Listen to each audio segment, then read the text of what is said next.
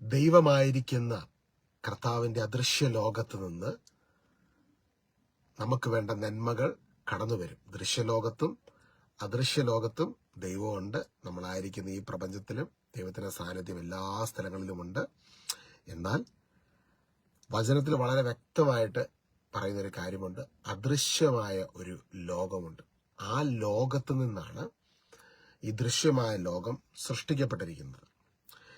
ഹെബ്രായ ലേഖനം 11-ാം അധ്യായത്തിന്റെ അതിനു മുമ്പ് 2 Corinthians 4-ാം അധ്യായം 18-ാം വാക്യം. ദൃശ്യമായവയല്ല അദൃശ്യമായവയാണ് ഞങ്ങളുടെ ലക്ഷ്യം. ദൃശ്യങ്ങൾ നശ്വരങ്ങളാണ്, അദൃശ്യങ്ങൾ അനശ്വരങ്ങളും. അദൃശ്യമായവ നമുക്ക് കാണാൻ പറ്റുന്നില്ല. ഇപ്പൊ നമ്മളിപ്പോ ഈശോ എന്തെങ്കിലും ചോദിച്ചാൽ നമുക്ക് ചുറ്റും നോക്കി കഴിയുമ്പോൾ ഈശോനെ കാണാൻ പറ്റുന്നില്ല. പക്ഷെ അദൃശ്യമായ ലോകമുണ്ട്.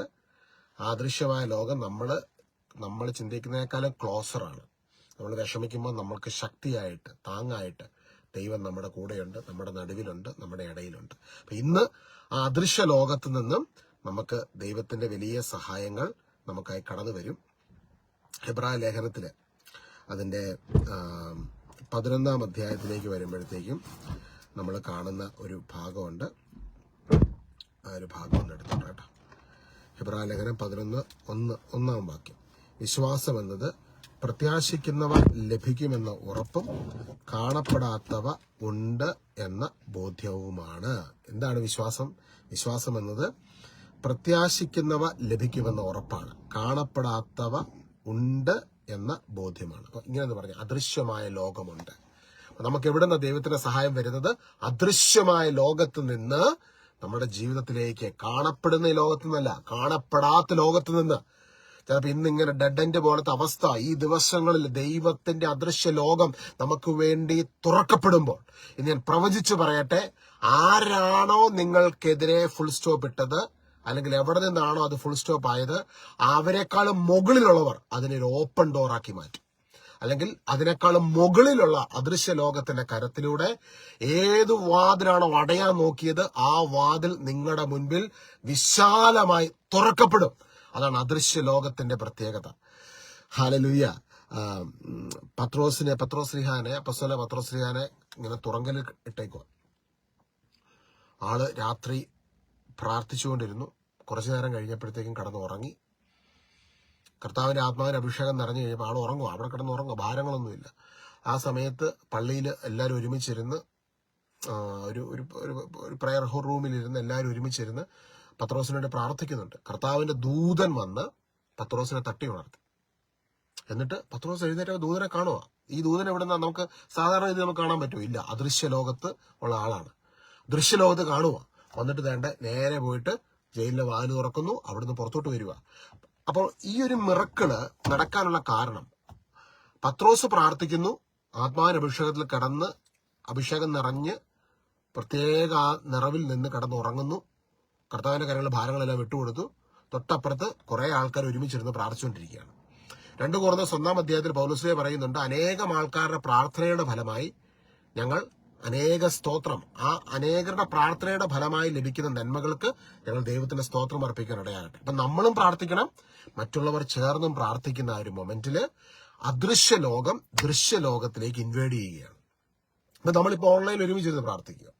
ഈ സമയത്ത് അദൃശ്യമായ ലോകത്തിന് ദൃശ്യമായ ഈ ലോകത്തിലേക്ക് കടന്നു വരുവാൻ, ഇൻവേഡ് ചെയ്യുവാൻ ഉള്ള വലിയ വാതിലിനെ ദൈവം നമ്മുടെ മുൻപിൽ തുറക്കുവാണ്. ചില സമയത്ത് ദൈവം ചില കാര്യങ്ങൾ എൻഡ് ചെയ്യുന്നത് വലുതും വിശാലവുമായ വാതിൽ തുറക്കുന്നതിന് വേണ്ടിയാണ്. അപ്പൊ ഇന്ന് കാണപ്പെടാത്ത ലോകത്ത് നിന്നുള്ള ദൈവപ്രവർത്തികൾക്കായിട്ട് നമുക്ക് പ്രാർത്ഥിക്കാം. അസാധാരണമായ ദൈവപ്രവർത്തികൾ നമ്മൾക്കായിട്ട് കാത്തിരിക്കുന്നുണ്ട്. യേശു പറഞ്ഞു, വിശ്വസിക്കുന്നവരാൽ ഈ അടയാളങ്ങൾ സംഭവിക്കും. നിങ്ങൾ എന്റെ നാമത്തിൽ രോഗികളുടെ മേൽ കരങ്ങൾ വെക്കുമ്പോൾ അവർ സൗഖ്യമാകും. അസാധാരണമായ ദൈവപ്രവർത്തികൾ സംഭവിക്കും. അസാധാരണമാണ്, സാധാരണ പ്രവർത്തികളല്ല. ഒരു ദൂതൻ ഇറങ്ങി ഒരു ജയിലിന്റെ വാതിൽ തുറന്നു കൊടുക്കുക എന്നുള്ളത് അസാധാരണമാണ്.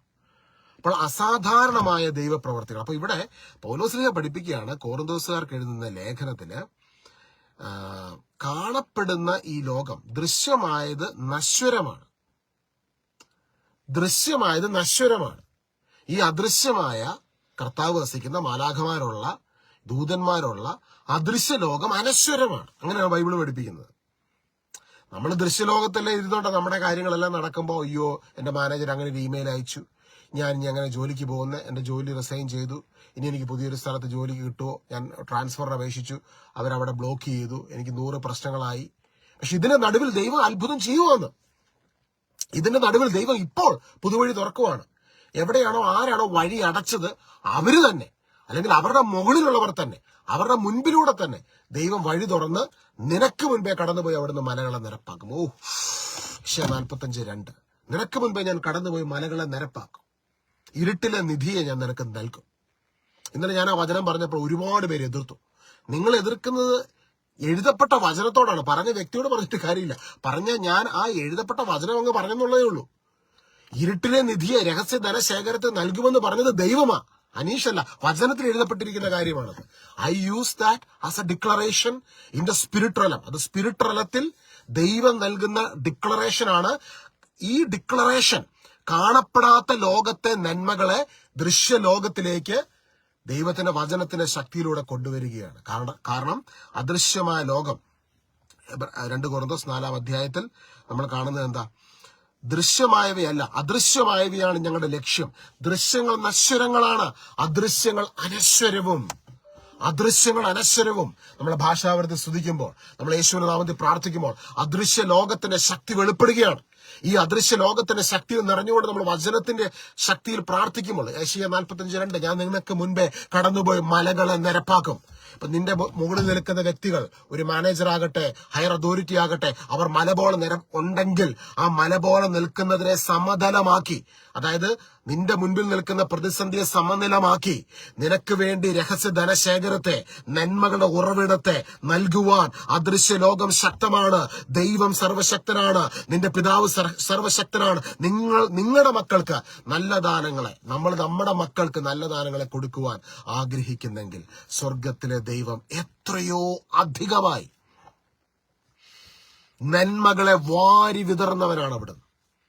നിനക്ക് നഷ്ടപ്പെട്ടത്, നീ ഒരു പൂ ചോദിക്കുമ്പോൾ ഒരു പൂന്തോട്ടം നൽകുന്നവനാ ദൈവം. നിനക്ക് നഷ്ടപ്പെടുന്നതായിട്ട് തോന്നുന്ന നന്മകളെ 100 ഇരട്ടിയായിട്ട്, ഞാൻ വീണ്ടും പറയുന്നു, 100 ഇരട്ടിയായിട്ട് നിന്റെ മടിയിൽ ഇട്ട് തരുവാൻ സർവശക്തനാണ് നമ്മുടെ ദൈവം. അതുകൊണ്ട് യേശു പറഞ്ഞ, നിങ്ങൾ വിതയ്ക്കുമ്പോൾ സന്തോഷത്തോടെ വിതച്ചോണം. കാരണം എന്നറിയോ? 100 ഇരട്ടിയായിട്ട് കിട്ടും. നമ്മുടെ ഒരു ദൃശ്യലോകത്ത് നിന്നിട്ടുള്ള പ്രൊവിഷൻ ഉണ്ട്. എന്റെ ജോലിക്ക് എനിക്ക് ഇത്ര വരുമാനം കിട്ടും, എനിക്ക് ഇത്ര കിട്ടും. അപ്പോൾ അവിടെയും ഒരുപാട് പാരവെപ്പും പ്രശ്നങ്ങളൊക്കെ പോകുമ്പോൾ നമ്മൾ, അയ്യോ ദൈവമേ, ഞാൻ പ്രാർത്ഥിച്ചിട്ട് എനിക്ക് എന്തെങ്കിലുമൊക്കെ നേടാൻ പറ്റുമോ? എവിടെയെങ്കിലും ദൈവമക്കൾക്ക് നേരെ പാരവെപ്പും പ്രശ്നങ്ങളും എതിർപ്പുകളും ഒക്കെ ജീവിതത്തിൽ വരുന്നുണ്ടോ? അവിടെ ഓർത്തോണം, അവിടെ ദൈവം അതിനനുസരിച്ച് നമ്മളെ ക്ഷമിച്ച് സഹിച്ച് തോറ്റു കൊടുക്കുന്നുണ്ടെങ്കിൽ ദൈവരാജ്യത്തിനൊരു പ്രത്യേകത ഉണ്ട്. എന്താണെന്നറിയോ? തന്നെ താഴ്ത്തുന്നവനെ ഉയർത്തും ദൈവം. ഇത് ദൈവരാജ്യത്തിന് ഒരു പ്രത്യേകതയാണ്. ദൈവം അവിടെ നോക്കിക്കൊണ്ടായിരിക്കുന്നത്. ദൈവം നൽകുന്ന ഉയർച്ചയുണ്ട്, ദൈവം നൽകുന്ന അനുഗ്രഹമുണ്ട്. അത് മറികടന്ന് നമ്മുടെ മേലെ കടന്നു വരും. ചില സഹനങ്ങളിലൂടെ കടന്നു പോകുന്നെങ്കിൽ മറികടന്നുകൊണ്ടുള്ള ചില അനുഗ്രഹങ്ങൾ പരിശുദ്ധാത്മാവ് ഇന്ന് നമ്മളിലേക്ക് പകരുന്നു. ദൃശ്യമായവ നശ്വര, ഈ ലോകത്തിൽ നമ്മൾ കാണുന്ന ഈ മുമ്പിലുള്ള പ്രതിസന്ധി ഉണ്ടല്ലോ, പറഞ്ഞ ആ പ്രതിസന്ധി നശ്വരമാണ്. ദൃശ്യങ്ങൾ നശ്വരങ്ങളാണ്, അദൃശ്യങ്ങൾ അനശ്വരങ്ങളും. 2 കൊരിന്ത്യർ 4:18 ഇന്ന് മുൻപിൽ കാണുന്ന പ്രതിസന്ധി നശ്വരമാണ്, ഇതൊക്കെ മാറിപ്പോകും. അദൃശ്യമായ ദൈവം ഒരുക്കിയ നന്മകൾ അത് അനശ്വരമാണ്. ഇത് ദൈവത്തിന്റെ വചനമാണ്, മാറ്റപ്പെടത്തില്ല. 1 കൊരിന്ത്യർ 2:9 ദൈവം തന്നെ സ്നേഹിക്കുന്നവർക്കായി ഒരുക്കിയിട്ടുള്ളവ കണ്ണുകൾ കാണുകയോ ചെവികൾ കേൾക്കുകയോ മനുഷ്യ മനസ്സിന് ഗ്രഹിക്കുവാൻ കഴിയുന്നതിനും അപ്പുറമായത്. നിന്നെ അസൂയോടെ കാണുന്നവർ, പാര വെക്കുന്നവർ, അവർക്ക് കാണാൻ പറ്റത്തില്ല. കാരണം ദൈവമാണ് ചില കാര്യങ്ങൾ നമുക്ക് വേണ്ടി ഒരുക്കുന്നത്. ദൈവം ഒരുക്കുന്നതിന് അതിനൊരു സൂപ്പർ നാച്ചുറൽ കവറിംഗ് ഉണ്ട്. ഇന്ന് യേശുവിന്റെ നാമത്തിൽ ആ സൂപ്പർ നാച്ചുറൽ ബ്ലെസ്സിങ്സ് വെളിപ്പെടട്ടെ. ആ സൂപ്പർ നാച്ചുറൽ ബ്ലെസ്സിങ്സ് നമ്മൾ ഒരുമിച്ചിരുന്ന് പ്രാർത്ഥിക്കുമ്പോൾ, അന്ന് പത്രോസിന്റെ മുറിയിൽ ദൂതൻ ഇറങ്ങിയതുപോലെ ഇന്ന് നമുക്ക് വേണ്ടി കർത്താവിന്റെ ദൂതൻ ഇറങ്ങി ചിലതിനെ റീറൈറ്റ് ചെയ്യിപ്പിക്കുന്നു, ചിലതിനെ പരിശുദ്ധാത്മാവ് റീറൈറ്റ് ചെയ്യിപ്പിക്കുന്നു. ചില കൈയെഴുത്തുകൾ അവർ പശ്ചാത്തപിച്ച് റീറൈറ്റ് ചെയ്യുന്ന ദൈവ പ്രവൃത്തി ഇന്ന് നമ്മുടെ നടുവിൽ സംഭവിക്കുന്നു. യെസ് ആൻഡ് ആമേൻ. യേശുവിന്റെ നാമത്തിൽ ഞങ്ങൾ അതിനെ ഡിക്ലെയർ ചെയ്ത് കർത്താവിന്റെ സോവറിനിറ്റിയെ ചില വിഷയങ്ങളിലേക്ക് സ്വർഗം കൊണ്ടുവരുന്നതിനായി, അയക്കുന്നതിനായി നന്ദി പറയുന്നു. കർത്താവ് പറയുന്ന ഒരു വചനത്തിൽ നമ്മൾ കാണുന്നൊരു കാര്യം, എപ്പോഴും സന്തോഷത്തോടെ ആയിരിക്കണം. ഇടവിടാതെ പ്രാർത്ഥിക്കണം. 1 തെസ്സലോനിക്കർ 5:17. ഇതാണ് ദൈവത്തിന് നമ്മളെക്കുറിച്ചുള്ള ഹിതം. എപ്പോഴും സന്തോഷത്തോടെ ആയിരിക്കുക, ഇടവിടാതെ പ്രാർത്ഥിക്കുക. ഹല്ലേലൂയ. ഇന്ന് ഞങ്ങൾ പ്രാർത്ഥിക്കുന്ന യേശുനാഥ, ഇടവിടാതെ പ്രാർത്ഥിക്കുകയാണ്. ഇന്ന് അസാധാരണമായ ദൈവപ്രവൃത്തികൾ, രോഗസൗഖ്യങ്ങൾ, അത്ഭുതങ്ങൾ അവിടുന്ന് ഞങ്ങളുടെ നടുവിൽ ചെയ്യുന്നതിനായി ഞങ്ങൾ നന്ദി പറയുന്നു. അസാധാരണമായ ദൈവപ്രവർത്തികൾക്ക് അവിടുന്ന് ഞങ്ങളെ സാക്ഷിയാക്കുന്നതിനായി നന്ദി പറയുന്നു. യേശുവിൻ നാമത്തിൽ തന്നെ ആമേൻ. നീ ഒരു മെസ്സേജ് എടുക്കുന്ന നിമിഷങ്ങൾ എനിക്കറിയാം എന്റെ യേശുവിന്റെ സാന്നിധ്യം അദൃശ്യ ലോകം നമ്മളെ ഇൻവേഡ് ചെയ്തിട്ടുണ്ട്. നമ്മുടെ ടെറിട്ടറിയെ, നമ്മുടെ ഭവനങ്ങളെ, നമ്മുടെ വീടുകളിലേക്ക് പരിശുദ്ധാത്മാവിന്റെ ഒരു ഇൻവേഷൻ നടന്നിട്ടുണ്ട്. ഈശോയുടെ ആത്മാവ് എന്നോട് ഇവിടം വെച്ച് സ്റ്റോപ്പ് ചെയ്യാൻ പറയുന്നുണ്ട്. സ്റ്റോപ്പ് ചെയ്യുകയാണ്. Sometimes I have to obey the Holy Spirit. താമസം വന്നവരെ തുടക്കം മുതൽ ഈ മെസ്സേജ് കേൾക്കണമേ. പരിശുദ്ധാത്മാവ് നമുക്ക് വേണ്ടി ഇടപെടും. നിങ്ങളെപ്പോലെ തന്നെ ഞാനും പല കാര്യത്തിലൂടെ കയറി ഇറങ്ങി പോകുന്നതിനിടയ്ക്ക് പ്രാർത്ഥിക്കുമ്പോൾ ഹോളി സ്പിരിറ്റ് നൽകുന്ന മെസ്സേജാണ്. ചലഞ്ചസ് ഒക്കെ ഉണ്ട്. നിങ്ങളും പ്രാർത്ഥിക്കണം ഞങ്ങൾക്ക് വേണ്ടി. കർത്താവ് നമ്മുടെ നടുവിൽ ഈ ദിവസങ്ങളിൽ അത്ഭുതങ്ങൾ ചെയ്യും. കാരണം ദൃശ്യമായവ നശ്വരമാണ്, അദൃശ്യമായവ അനശ്വരങ്ങളാണ്. ദൈവം തന്നെ സ്നേഹിക്കുന്നവർക്ക് ഒരുക്കിയിട്ടുള്ളവ കണ്ണുകൾ കണ്ടിട്ടില്ല, ചെവികൾ കേട്ടിട്ടില്ല, മനുഷ്യ ഹൃദയത്തിന് നിരൂപിക്കുവാൻ സാധിക്കുന്നതിനും അപ്പുറമായത് ദൈവം നമുക്കായി ഒരുക്കിയിരിക്കുന്നു. Bless you all in Jesus name.